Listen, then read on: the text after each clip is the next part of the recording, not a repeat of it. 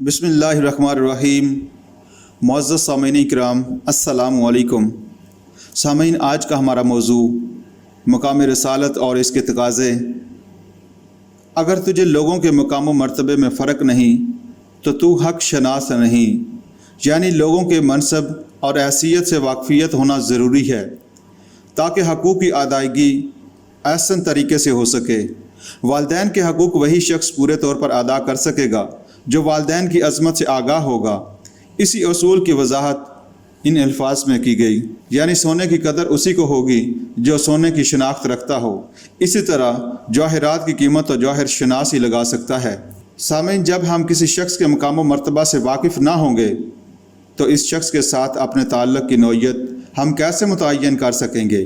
مقام رسالت سے آگاہی ہر مسلمان پر لازم ہے تاکہ وہ رسول اللہ صلی اللہ علیہ وآلہ وسلم کے ساتھ اپنا تعلق صحیح بنیادوں پر استوار کر سکے۔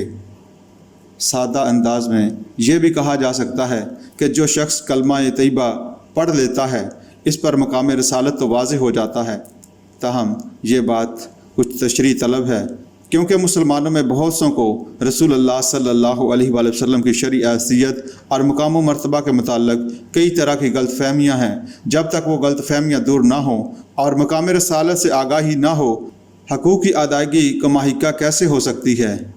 حضرت محمد صلی اللہ علیہ وآلہ وسلم کی ممتاز ترین حیثیت اللہ کے رسول کی ہے۔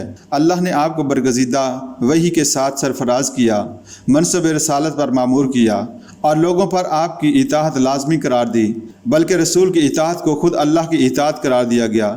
من یطیع الرسول فقد اطاع اللہ، جس نے رسول کی اطاعت کی اس نے در حقیقت اللہ کی اطاعت کی۔ رسول اللہ صلی اللہ علیہ وآلہ وسلم کے علاوہ یہ کسی کا منصب نہیں، ماں باپ کا بہت بڑا درجہ ہے، لیکن وہ بھی رسول اللہ صلی اللہ علیہ وآلہ وسلم کے حکم کے تابع ہے۔ اگر وہ بھی کوئی ایسا حکم دیں جس کی رسول اجازت نہ دیتا ہو تو ان کا حکم بھی نہیں مانا جائے گا۔ اس کی وجہ بھی قرآن پاک میں بتا دی گئی ہے، وَمَا يَنطِقُ عَنِ الْهَوَىٰ إِنْ هُوَ إِلَّا وَحْيٌ يُوحَىٰ، پیغمبر اپنی خواہش سے نہیں بولتا، وہ صرف وہی کہتا ہے جو اس کی طرف وحی کی جاتی ہے۔ جب رسول اللہ صلی اللہ علیہ وآلہ وسلم کی زبان پر سراسر حق جاری ہے تو ان کی اطاعت رب ہی کی اطاعت ہوئی۔ اس لیے قرآن پاک میں اس مضمون کی بے شمار آیات موجود ہیں، ان میں سے چند: یا ایھا الذین آمنوا اطیعوا اللہ واطیعوا الرسول ولا تبطلوا اعمالکم، اے ایمان والو، اللہ کی اطاعت کرو اور رسول کی اطاعت کرو اور اپنے اعمال ضائع نہ کرو۔ سورۃ شعراء میں متعدد رسولوں کا اپنی قوم سے یہ خطاب نقل ہوا، فاتقوا اللہ واطیعون، پس اللہ کا تقوی اختیار کرو اور میری اطاعت کرو۔ وَإِن تُطِیعُوهُ تَهْتَدُوا، اور اگر تم اس کی پیروی کرو گے تو ہدایت پا لو گے۔ وَمَن یُطِیعِ اللَّهَ وَرَسُولَهُ یُدْخِلْهُ جَنَّاتٍ تَجْرِی مِن تَحْتِھا الْأَنْہَارُ، اور جس نے اللہ کی اور اس کے رسول کی اطاعت کی، اللہ اسے باغات میں داخل کرے گا جن کے دامن میں نہریں بہہ رہی ہیں۔ اسی طرح رسول اللہ صلی اللہ علیہ وآلہ وسلم کی اطاعت سے منہ موڑنے کے بھیانک نتائج سے بھی قرآن پاک میں جا بجا خبردار کیا گیا ہے۔ سورۃ النساء میں اللہ تعالیٰ کا فرمان ہے، وَمَن یُشَاقِقِ الرَّسُولَ مِن بَعْدِ مَا تَبَیَّنَ لَهُ الْہُدىٰ وَيَتَّبِعْ غَیْرَ سَبِیلِ الْمُؤْمِنِینَ نُوَلِّهِ مَا تَوَلَّىٰ وَنُصْلِهِ جَہَنَّمَ وَسَاءَتْ مَصِیرًا، اور جو کوئی خلاف کرے رسول کے بعد اس کے کہ اس پر ہدایت واضح ہو گئی اور پیروی کرے مسلمانوں کی راہ کے علاوہ کسی دوسری راہ کی، تو ہم پھیر دیں گے اس کو جدھر کو وہ پھرا اور ہم اس کو جہنم میں داخل کریں گے، اور وہ بری جگہ ہے پھر جانے کی۔ اسی طرح سورۃ محمد میں فرمایا، ان الذین کفروا وصدوا عن سبیل اللہ وشاقوا الرسول من بعد ما تبین لهم الہدی لن یضروا اللہ شیئا وسیحبط اعمالهم، بے شک جو لوگ کافر ہوئے اور اللہ کی راہ سے روکتے رہے اور انہوں نے رسول کی مخالفت کی بعد اس کے کہ ان پر ہدایت واضح ہو چکی تھی، وہ اللہ کا کچھ نہیں بگاڑ سکیں گے، البتہ وہ عن قریب ان کے اعمال ضائع کر دے گا۔ جو لوگ رسول اللہ صلی اللہ علیہ وآلہ وسلم کی اطاعت سے غافل رہے اور ادھر ادھر بھٹکتے رہے، روز محشر ان کی رسوائی دیدنی ہوگی، مگر اس وقت ان کی آہوزاری اعتراف گناہ، پشیمانی اور پچھتاوا کسی کام نہ آئیں گے۔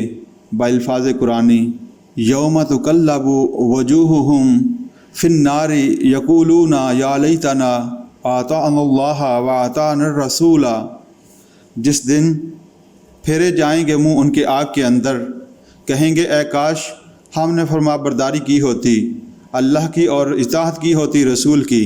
پھر رسول اللہ صلی اللہ علیہ وآلہ وسلم کا نافرمان روز قیامت اپنے ہاتھ کاٹے گا، افسوس کرے گا مگر بے فائدہ۔ سورۃ الفرقان میں اللہ تعالیٰ کا فرمان ہے، وَيَوْمَ يَعَضُّ الظَّالِمُ عَلَىٰ يَدَيْهِ يَقُولُ يَا لَيْتَنِي اتَّخَذْتُ مَعَ الرَّسُولِ سَبِيلًا، اور جس دن ظالم اپنے ہاتھ کاٹے گا کہے گا اے کاش میں رسول کی ہمراہی اختیار کرتا۔ جس ہستی کو اللہ کا فرستادہ، حق کا ترجمان اور واجب الاطاعت تسلیم کر لیا جائے تو اس کا ادب و احترام کرنا ضروری ہو جاتا ہے۔ اگرچہ یہ بات ظاہر و باہر ہے، تاہم خود رب کائنات نے اس کی اہمیت اجاگر کر دی تاکہ لوگ اس زمن میں کسی بے احتیاطی کا ارتکاب نہ کر بیٹھیں۔ اگرچہ یہ مضمون قرآن پاک میں کئی جگہ آیا ہے، لیکن سورۃ الحجرات میں اس سلسلہ کی رہنمائی واضح ترین صورت میں آئی ہے، جہاں رسول اللہ صلی اللہ علیہ وآلہ وسلم کے ہاں آنے والوں کو ہدایت کی گئی ہے کہ آپ کے گھر کے دروازے پر کھڑے ہو کر آپ کو آواز نہ دیں بلکہ کھڑے کھڑے انتظار کریں۔ اگر آپ خود تشریف لے آئیں تو مدعا بیان کریں، ورنہ واپس چلے جائیں۔ سورۃ الحجرات میں ارشاد ہوا، ان الذین ینادونک من وراء الحجرات اکثرهم لا یعقلون ولو انہم صبروا حتی نخرج الیہم لکان خیرا لہم واللہ غفور الرحیم۔ یقیناً وہ لوگ جو حجروں کے باہر سے آپ کو آوازیں دیتے ہیں ان میں بہت سے عقل سے عاری ہیں، اور اگر وہ رک جاتے یہاں تک کہ آپ خود نکل کر ان کے پاس آ جاتے تو یہ ان کے لیے بہتر ہوتا، اور اللہ تعالیٰ بخشنے والا مہربان ہے۔ پھر اسی صورت حجرات میں رسول اللہ صلی اللہ علیہ وآلہ وسلم کی محفل میں بیٹھنے والوں کو اس بات کا پابند کیا گیا کہ رسول اللہ صلی اللہ علیہ وآلہ وسلم کی موجودگی میں ان کی آواز سے اپنی آواز بلند نہ کریں، اور جیسے وہ بلند آواز میں ایک دوسرے کو پکارتے ہیں اس طرح چلا چلا کر آپ کو ہرگز نہ پکاریں، ورنہ اتنی سی بات سے ہی ان کے اعمال عقارت چلے جائیں گے جبکہ وہ اس فعل کو معمولی سمجھ رہے ہوں گے۔ ارشاد الہی ہے، یا ایھا الذین آمنوا لا ترفعوا اصواتکم فوق صوت النبی ولا تجہروا لہ بالقول کجہر بعضکم لبعض ان تحبط اعمالکم وانتم لا تشعرون۔ اے ایمان والو، اپنی آوازوں کو نبی کی آواز سے بلند مت کرو اور ان سے اونچی آواز میں بات نہ کرو جیسا کہ اونچی آواز میں تم ایک دوسرے سے بات کر لیتے ہو، بصورت دیگر تمہارے اعمال ضائع ہو جائیں گے اور تم کو خبر بھی نہ ہوگی۔ یوں ایک مسلمان آپ کے ادب و احترام میں کوتاہی کا سوچ بھی نہیں سکتا، اور نہ ہی آپ صلی اللہ علیہ وآلہ وسلم کے متعلق ایسے الفاظ استعمال کر سکتا ہے جن سے ذرا برابر بھی ادب کے تقاضے میں فرق آتا ہو۔ رسول اللہ صلی اللہ علیہ وآلہ وسلم سے بڑھ کر انسان کا محسن کون ہو سکتا ہے، جن کے ذریعے سے دولت ایمان نصیب ہوئی جو بخشش کا وسیلہ بن جائے گی۔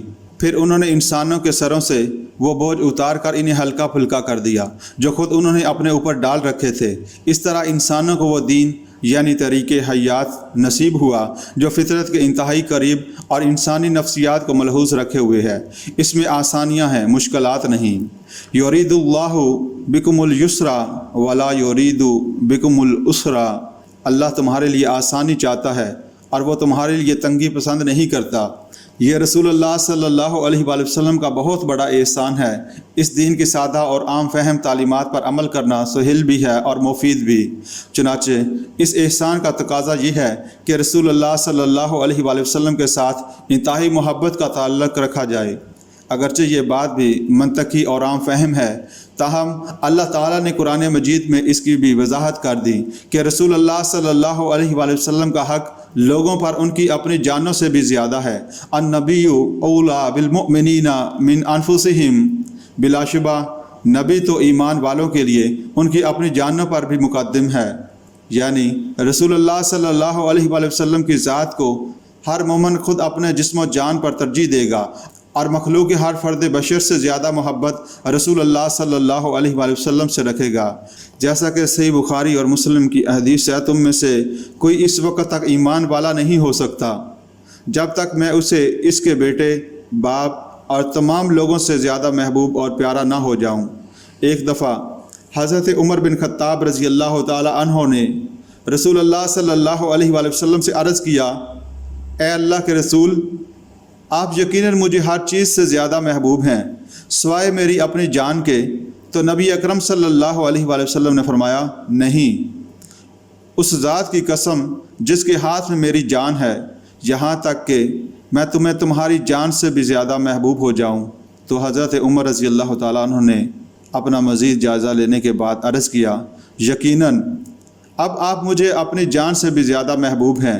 تو آپ صلی اللہ علیہ وآلہ وسلم نے فرمایا، الآن یا عمر، یعنی اے عمر، اب تم مومن کامل بنے ہو۔ رسول اللہ صلی اللہ علیہ وآلہ وسلم کے مقام و مرتبہ سے آگاہی کا تقاضا ہے کہ مسلمان کے دل میں رسول اللہ صلی اللہ علیہ وآلہ وسلم کی محبت مخلوق کی ہر شے بلکہ خود اپنی ذات سے بھی زیادہ ہو۔ یہی وجہ ہے کہ صحابہ اکرام رضوان اللہ علیہم نے آپ صلی اللہ علیہ وآلہ وسلم کے اشارے پر اپنا جان و مال اور اولاد کو قربان کر دیا۔ آج بھی مسلمانوں میں یہ جذبہ موجود ہے، اور وقت آنے پر ہر مسلمان اپنی جان آپ صلی اللہ علیہ وآلہ وسلم پر فدا کرنے کو سعادت سمجھتا ہے۔ اسلامی تاریخ اس طرح کے کارناموں سے بھری پڑی ہے۔